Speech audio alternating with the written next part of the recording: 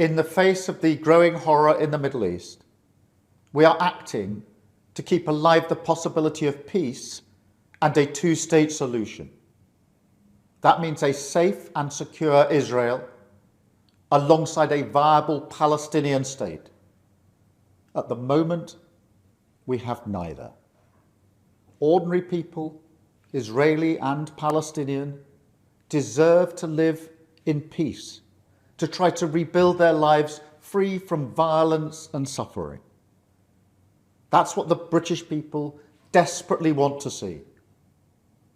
Yet, almost 2 years after the barbaric attacks of October the 7th, hostages are still held by the terrorists of Hamas. Recent images show the hostages suffering and emaciated.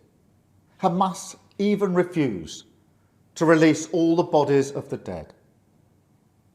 I have met British families of the hostages. I see the torture that they endure each and every day, pain that strikes deep in people's hearts across Israel and here in the United Kingdom. The hostages must be released immediately, and we will keep fighting to bring them home. Let's be frank. Hamas is a brutal terror organisation. Our call for a genuine two-state solution is the exact opposite of their hateful vision. So we are clear, this solution is not a reward for Hamas, because it means Hamas can have no future, no role in government, no role in security.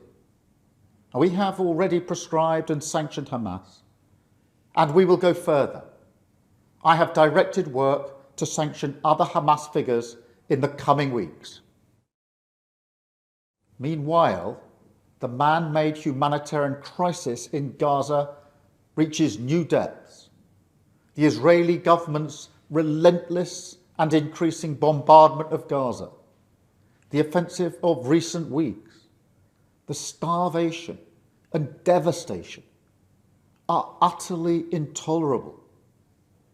Tens of thousands have been killed, including thousands as they tried to collect food and water. This death and destruction horrifies all of us. It must end. We have evacuated the first group of sick and injured children to the United Kingdom to be treated by the NHS, and we continue to increase our humanitarian support. But still, nowhere near enough aid is getting through. We call again on the Israeli government to lift the unacceptable restrictions at the border, stop these cruel tactics, and let the aid surge in. With the actions of Hamas, the Israeli government escalating the conflict, and settlement building being accelerated in the West Bank, the hope of a two-state solution is fading. But we cannot let that light go out. That is why we are building consensus with leaders in the region and beyond around our framework for peace.